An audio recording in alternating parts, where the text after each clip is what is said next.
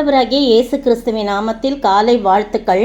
இன்றைய மன்னா, அகங்காரிகள் எனக்கு விரோதமாய் பொய்களை பிணைக்கிறார்கள், நானோ முழு இருதயத்தோடும் உம்முடைய கட்டளைகளை கைக்கொள்வேன்.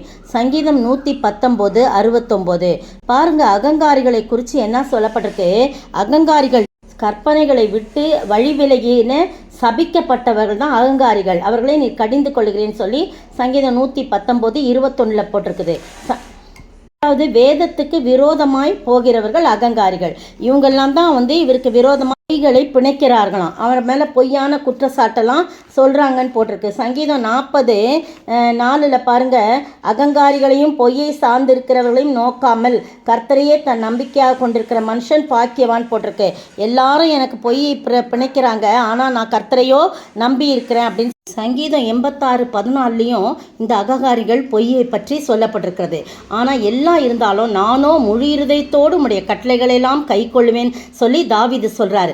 ஏன்னா ஆண்டவரை மகிமைப்படுத்துகிறார். தேவரீர் நல்லவரும் நன்மை செய்கிறோமா இருக்கிறீர், உமது பிரமாணங்களையெல்லாம் எனக்கு போதியும், உம்முடைய வார்த்தையை நான் காத்து நடக்கிறேன்னு சொல்லி ஆண்டவருடைய வசனத்தின்படி தன்னுடைய வாழ்க்கையை அவர் ஒப்பு கொடுக்கிறார்.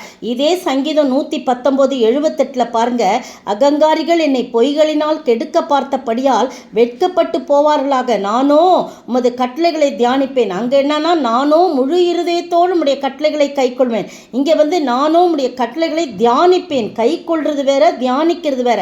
எவ்வளோ பெரிய ஆச்சரியமான காரியம் பாருங்க. அகங்காரிகள் எனக்கு விரோதமாக என்னென்னமோ செய்கிறாங்க, ஆனால் நான் அதெல்லாம் கவலைப்படல. நான் உம்மை முழு இருதயத்தோடு உம்முடைய கட்டளைகளெல்லாம் கை கொள்வேன், உம்முடைய கட்டளைகளெல்லாம் நான் தியானிப்பேன். ஆண்டவரே, உமக்கு பயந்து உமது சாட்சிகளை அறிந்திருக்கள் என் நண்டைக்கு திரும்பார்களாக, நான் வெட்கப்பட்டு போகாதபடி என் இருதயம் உமது பிரமாணங்களில் உத்தமமாய் இருக்க கடவுதுன்னு சொல்லி அவர் சொல்றதை பார்க்குறோம். தாவீதனுடைய வாழ்க்கையிலே ஆண்டவருடைய வசனத்தின்படி அவர்தான் என் பங்கு.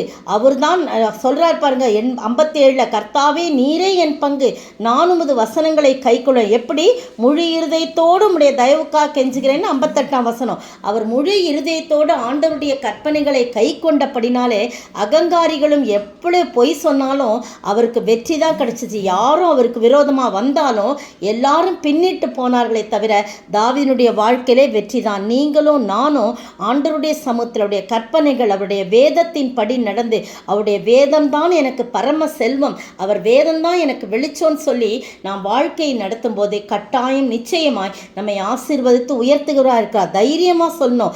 எல்லாரும் எப்படி இருந்தாலும் ஆண்டவரே, நானோ முழு இருதயத்தோடு உம்முடைய கட்டளைகளை கை கொள்வேன், நானோ உம்முடைய முழு இருதயத்தோடு உம்முடைய கட்டளைகளை தியானிப்பேன் என்று சொல்ல நாம் ஒவ்வொருவரும் அழைக்கப்படுகிறோம்.